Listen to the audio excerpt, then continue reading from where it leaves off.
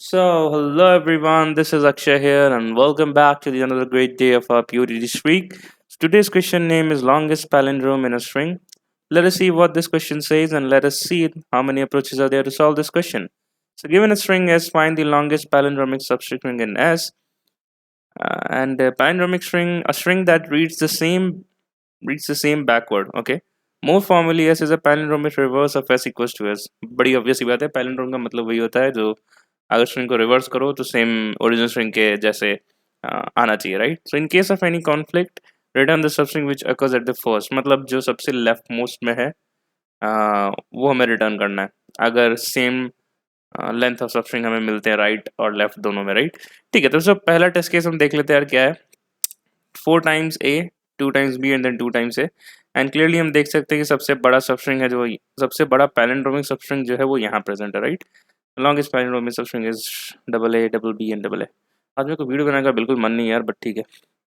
Company tags अगर आप देखो तो यार बहुत जगह पूछा गया है, Zoho, Aqualite, Amazon, Microsoft, Google, Samsung, तो ये काफ़ी एक स्टैंडर्ड क्वेश्चन और एक इम्पॉर्टेंट क्वेश्चन भी है। So before starting the question, ये लॉन्गेस्ट पैलिंड्रोमिक स्ट्रिंग जो है ये एक डीपी का भी बहुत स्टैंडर्ड क्वेश्चन है।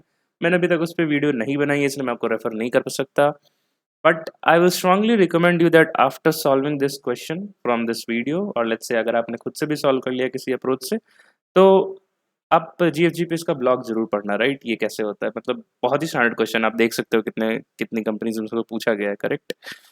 ठीक है, but here we will not discuss the DP approach, correct? वो आप ब्लॉग से ही पढ़ोगे। मैं बताऊंगा कि क्या क्या अप्रोचेस पॉसिबल हैं, एंड और देखते हैं फिर, ठीक है? तो सबसे पहली अप्रोच क्या होती है यार, हमें कुछ नहीं पता डीपी क्या होता है, रिकर्जन क्या होता है, हमें नहीं पता क्या होता है, ठीक है? सबसे पहले हम क्या करेंगे, इन्होंने क्या दे रखा है कि क्वेश्चन पढ़ो यार, क्या है? Longest palindrome in a string, और we have to return the substring which occurs at first, है ना? जो पैलिंड्रोम जो पहले में आ रहा है, तो हमें सबस्ट्रिंग रिटर्न करना है यार। तो मतलब कोई एक सबस्ट्रिंग हमारी आंसर है, हमारा आंसर है। तो मैंने क्या बोला है कि जब भी क्वेश्चन का क्वेश्चन आए और सबस्ट्रिंग अगर आंसर होता है तो सबसे ब्रूट तरीका यही है, सारे सबस्ट्रिंग निकाल लो भाई, ठीक है? वो कितने में कर लेंगे? ओ ऑफ एन स्क्वायर में निकाल लेंगे। चेक क्या करना है कि पैलिंड्रोम होना चाहिए, नहीं तो एक हेल्पर फंक्शन बना लेते हैं पैलिंड्रोम चेक करने का। तो ओ ऑफ एन स्क्वायर तो लग जाएगा सारे स्ट्रिंग फॉर्मेशन में, सब स्ट्रिंग फॉर्मेशन में, and then we will have a helper function palindrome checking के लिए, और उसमें भी उसकी टाइम कैपेसिटी भी एन होती है। तो मेथड वन जो हमारा होगा, that would be n square to form us all substrings, and then to check if it is a palindrome or not, so it would be O of n cube, whereas the space complexity would be O of 1। एक तुरंत के लिए एक छोटे test case के लिए देख लेते हैं। So let's say you have double A, double B and double A, ठीक है? तो मैं इस पॉइंट पर रहूंगा, तो सबस्ट्रिंग क्या फॉर्म होगी? A, then double A, then A B, then A B B, and then A B B A, and then A B B double A. तो ये जब मैं यहाँ था तब फॉर्म हुआ, सिर्फ आई इक्वल्स टू 0 के लिए। सिमिलरली आई इक्वल्स टू 1 और 2 3 4 5 के लिए भी फॉर्म करेंगे, और हम सब चेक करते रहेंगे कि जहाँ पर भी कोई पैलिंड्रोमिक सबस्ट्रिंग है तो we will check the length, जिसकी लेंथ सबसे बड़ी है वही हमारा आंसर होगा, करेक्ट? ठीक है यार, तो please pause this video here and try to code this very simple approach by your own, and then we will proceed ahead with the optimized one. Okay, तो ये है हमारा पहला अप्रोच का कोड। मैं एक बार वॉक थ्रू दे देता हूँ। ये एक हेल्पर फंक्शन हमने बनाया इस palindrome to just to check a string if that a particular string is a palindrome और नॉट। पैलिंड्रोम चेक करना बहुत ही ईजी है यार। कैसे करते हैं, एक स्ट्रिंग दे रखी है हमारे पास एक स्टार्टिंग पॉइंटर होगा और एक एंडिंग पॉइंटर होगा। मैं आपको एक छोटा सा ड्राइवन दिखाया था। लेट्स से मैं चेक करना है कि double A, double B, double A एक पैलिंड्रोम है या नहीं, तो मैं यहाँ पर एक पॉइंटर रखूंगा, let's say with name as start and here as let's say as end. तो अगर स्टार्ट और एंड के कैरेक्टर मैच करते हैं, देन स्टार्ट हमारा मूव हो जाएगा आगे की तरफ और एंड हमारा मूव हो जाएगा पीछे की तरफ। आगे स्टार्ट एंड फिर से मैच कर रहे हैं तो फिर आगे की तरफ मूव हो जाएगा और एंड पीछे की तरफ मूव हो जाएगा, राइट? तो ये कब तक मूव होते रहेगा? जब तक हमारा स्टार्ट जो है वो एंड से छोटा हो, तब तक हम ये कंपैरिजन करते रहेंगे। तो वही हमने किया भी है। हमने एक while लूप लगाया, while start less than equals to 1, we keep on comparing the characters. If both the characters are same from both the end, then we move the start in the right hand side and the end towards the left hand side. If at all at any position ये start और end character match नहीं होते हैं, then we will directly say return false। ये बहुत simple सी बात थी, although given some time here। What we are doing now, we are forming all the possible substrings. We have a ith loop that is running from I equals to 0 to less than equals to n, and then we have a string builder। भाई आपने string builder की use किया यार, मैं empty string use करता हूँ, आप ये क्यों यूज़ कर रहे हो? तो भैया आप अगर आप empty string यूज़ किए होते, राइट, तो हमें सबस्ट्रिंग ऐड करने के लिए अपने नेक्स्ट कैरेक्टर्स को ऐड कराना होगा, करेक्ट है। तो मैंने एक एडिशनल इन्फॉर्मेशन फिर से दे रहा हूँ, जब आप एम्प्टी स्ट्रिंग बनाते हो let's say this thing right, और अगर आप इसमें ऐड करते हो लेट्स से कोई एक कैरेक्टर, तो अभी तो ये ओ ऑफ वन होगा, बट लेट्स से अगर तुमने ए के बाद अभी करंट की वैल्यू हो गई ए, अब तुमने बी ऐड किया राइट, ऑल्दो तुम एक कैरेक्टर ऐड कर रहे हो बट ये टोटल कैरेक्टर्स कितने हुए टू, ये ले लेगा O of two. Similarly if you have current is equal to जहाँ पे एन कैरेक्टर प्रेजेंट है और तुम बस एक कैरेक्टर और ऐड करोगे तो इसकी टाइम कॉन्स्टेंट हो जाएगी O of N, whereas in string builder that is immutable, sorry that is mutable, and इसमें क्या होता है कि कितना भी बड़ा कैरेक्टर्स हो, एन एन कैरेक्टर्स हो, अगर आप इसमें एक और कैरेक्टर ऐड करोगे तो वो हमेशा टाइम कॉन्स्टेंट लेता है ओ ऑफ वन। ठीक है, so that is why I have made a string builder, and then we are just appending the characters using a nested for loop, and then at each and every point we are checking if it is palindrome, and how are we supposed to update our answer। जब भी कोई string substring palindrome आई है तो उसकी length हमारे current length जो कि हमने जीरो डिफाइन कर रखा है राइट, उससे ज़्यादा है तो सबसे पहले तो लेंथ को अपडेट करो, ठीक है, और उस पर्टिकुलर स्ट्रिंग को एक आंसर स्ट्रिंग में डालो, and at the last we will return that answer. Correct है, तो ठीक है, एक बार टाइम कॉन्स्टेंट देख लेते हैं। टाइम कॉन्स्टेंट हमारा एन क्यूब लगेगा और यहाँ पे कंस्ट्रेंट दे रखा है 10 पावर 3, अगर 10 पावर 3 का क्यूब करोगे तो 10 पावर 9 होता है। So even if our code and approach is right which is, तब भी हमारा कोड क्या देगा TLE। एक बार इसको तुरंत से वेरीफाई करते हैं, then will move ahead with the optimized one। As you can clearly see, the output and expected output has been matched। Let us hit the submit button and wait for the TLE to come। अच्छा, एक और बात, अगर आप CP या OA में हो, computer programming या फिर ऑनलाइन असेसमेंट, तो ये गलती मत करना। मैं बस पढ़ाने के पर्सपेक्टिव से मैं आपको TLE भी दिखाता हूँ ताकि हर बार हम अपना लॉजिक को कंफर्म कर सकें। 10 पर 8 का logic always hold. And if you don't know about the 10 पर 8 logic, I have made a video on it. It must be popping up here now. You can go and see that। Let us move ahead with the second approach now। So method 2, what is the second approach? हाँ, तो method 2 यार एक DP का approach है, ठीक है, मैं यहाँ नहीं डिस्कस करूँगा। इसकी टाइम कॉन्स्टेंट होती है O of N square, O of N square भी एक डिस्कस करूँ, ये बहुत ही स्टैंडर्ड प्रॉब्लम है यार, ठीक है। मैं पढ़ाऊँ उससे अच्छा बहुत सारी वीडियोस ऑलरेडी अवेलेबल है, आप उससे जाके देख लो, या फिर आप कोई GFG का ब्लॉग पढ़ लेना, आपको ये तुरंत समझ में आ जाएगा। कुछ नहीं, हमारे पास एक 2D मैट्रिक्स बनाते हैं n क्रॉस n की, राइट, और एक ये डायगोनल एलिमेंट्स होता है जहाँ पे हम करते हैं कि all the characters are 1। Similarly जो दूसरा डायगोनल है, हम इसमें 2 कैरेक्टर्स को कंसिडर करते हैं, ऐसे ही तीसरे डायगोनल में 3 कैरेक्टर्स को कंसिडर करते हैं, ठीक है। आप ये देख लेना राइट, भूलना मत, देख लेना यार। मेथड 3 क्या इससे भी ऑप्टिमाइज तरीका कुछ है क्या? है, बिल्कुल है। उसमें हम बोलते हैं expand from the middle, expand from the middle. इसकी इंट्यूशन क्या है यार, देखो समझने की कोशिश करो। Let's say you have this characters AA, BB and AA, ठीक है। तो तो ओ ऑफ एन स्क्वायर तो हमें यूज़ करना ही होगा, हमें स्पेस को घटा सकते हैं। ओ ऑफ एन में ये सोल्यूशन तो बिल्कुल भी नहीं आएगा, है ना, क्योंकि हमने सारे सबस्ट्रिंग को कंसिडर करना है, right. But how can we do in O of N square, that is how we can neglect the helper function. और जब हम सबस्ट्रिंग बना रहे हैं तो हम उसी में कुछ इस तरह से चेक कर लें कि वो पैलेंड्रोम है या नहीं। तो what is the possibility now is कि हम जब भी कोई जिस पॉइंटर पे है, लेट्स से मैं इस पॉइंटर पर हूँ, राइट, इनिशियली मैं i इक्वल्स टू 0 से i<n तक जाऊँगा, that is true. But let's say iterate करते करते यहाँ पे इंडेक्स क्या हो गई, 0 1 2 3 4 5, and I am at this second index. what I will do is that I will keep moving from here to the left hand side as well as on the right hand side। और जब मैं move कर रहा हूँ उसी से मैं compare कर लूँगा कैरेक्टर्स इक्वल है या नहीं, करेक्ट। तो जो गिवन एग्जांपल था वही ले लेते हैं। 4 टाइम्स a था, BB एंड A, ये था, right. Suppose I am at this index, ठीक है, और मैं क्या करूँगा कि मैं देखूंगा मेरे राइट हैंड साइड का जो कैरेक्टर है लेफ्ट हैंड साइड और राइट हैंड साइड की इक्वल है नहीं है, करेक्ट है, तो मैं फिर एक और आगे मूव कर जाऊँगा, ठीक है। फिर मैं देखूंगा कि अच्छा ये ए था और ये बी था, तो ये नहीं है, तो हम इससे आगे मूव नहीं करेंगे, ठीक है। और ये क्या हो गया, आप पैलिंड्रोम चेक करते समय देखो, अब यहाँ पे देखो आप आंसर आपको क्या मिलेगा कि ये हमारा एक पैलिंड्रोम है, राइट, और इसकी लेंथ क्या है 3 क्या एक ऑड नंबर है। पैलिंड्रोम चेक करते समय हमारे पास स्ट्रिंग इवन और ऑड दोनों प्रेजेंट हो सकते हैं, करेक्ट है। अगर हमारे पास ऑड लेंथ का कोई स्ट्रिंग होता है, लेट्स से ट्रिपल, और मैं इस पॉइंट पर हूँ, तो हमें एक ही पॉइंटर से हो जाता है। But let's say if you have something like A जिसकी स्ट्रिंग लेंथ भी इवन है एंड पैलिंड्रोम भी है, तो अगर मैं सिर्फ एक पॉइंटर को उठाऊं तो क्या मैं लेफ्ट और राइट हैंड साइड मूव करके बोल सकता हूँ कि पैलिंड्रोम है? नहीं बोल सकता हूँ। I have to pick 2 pointers from the middle, right. और मैं इन दोनों बी पर हूँ, सबसे मैं इन दोनों को कंपेयर करूंगा, क्या ये दोनों सेम है? हाँ सेम है। तो एक बार लेफ्ट मूव कर जाओ, एक बार राइट मूव कर जाओ, कीप ऑन चेकिंग कि अगला भी सेम है, हाँ सेम है। तो ठीक है, तो ये हमारा एक पैलिंड्रोम है with the length 4. That means therefore we can deduce that for each and every pointer you have to take care of finding the palindrome in the odd length case and the even length case.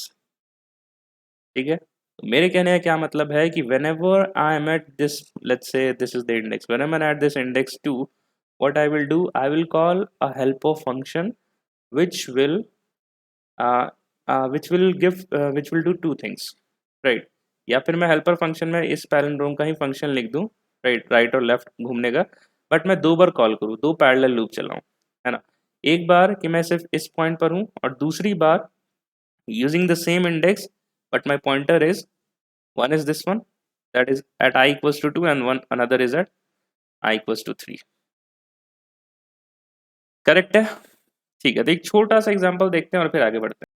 ठीक है, हम ये example देखेंगे यार, triple A B A, and हम यहाँ पे odd और इवन लिख देते हैं. ठीक है, so for I equals to 0 मेरा पॉइंटर क्या होगा यहाँ पर, if I am considering the odd one, right? तो इसके पीछे तो कोई कैरेक्टर्स ही नहीं है, लेफ्ट ही नहीं मूव कर सकता है, तो इसके ऑड पैलिंड्रोम स्ट्रिंग का आंसर होगा जस्ट ए. मैं इवन लूंगा तो मैं कौन से फिर ये दो पॉइंटर्स को कंसिडर करूंगा, राइट? तो ये दो कैरेक्टर सेम है, बट देन अगेन लेफ्ट में कुछ नहीं है, तो इवन के केस में हमारे पास आंसर होगा डबल ए. ठीक है, आई इक्वल्स टू 1 के लिए क्या होगा कि we have the same string again, triple A double B and A, but now my pointer is here for the odd case. और ये क्या पीछे मूव करेगा एंड पीछे मूव करेगा, and then it has none of the strings left, so the odd answer will be triple A. Then for the even length I will make two pointers, first at I and second pointer I plus 1. अब मैं दूंगा ये दोनों equal है, definitely है, but इसके left move किया, इसके राइट और इसके लेफ्ट गया तो अनइक्वल होता है, right? So only possible answer is double A. I equals to 2 के लिए क्या होगा, we have again the same string triple A triple double B and A, but now my pointer is here for I equals to 2, correct है? And what is happening that the immediate right and immediate left is even not equal, तो यहाँ पे odd के लिए सिर्फ A हो जाएगा, then we will have one extra pointer at I plus 1. I will see कि यहाँ पे अगेन ये दोनों कैरेक्टर्स ही सेम नहीं है, तो हम उसमें इस केस में हम इसको प्रिंट करा देंगे. For I equals to 3 what will happen, we will have the same string again B B and A, and the pointer would be at this place, correct? Okay, what will happen, it will check immediate left and right is same नहीं है यार, तो odd के case में सिर्फ B हो जाएगा, we will have one more pointer, and now you will see that these two pointers, जो दो pointer उनमें characters same है, it will move right, it will move left, it will see that the characters are again now equal A and A, so the palindromic string will be A double B A. इसके बाद यहाँ पे out of bound चला जाएगा and we have to stop, correct? I equals to 4 फटाफट देखते हैं यार, 12 मिनट ऑलरेडी हो चुका है. So triple A double B and A, तो इसकी पॉइंटर यहाँ होगी, and again the odd length will be B and the even as A. I equals to 5 क्या होगा, we will have the same string double B and A, the pointer would be here, the palindromic string for the odd length would be A and the even length would be just an empty string. ठीक है, please pause this video, try to code this approach by yourself and then we will resume.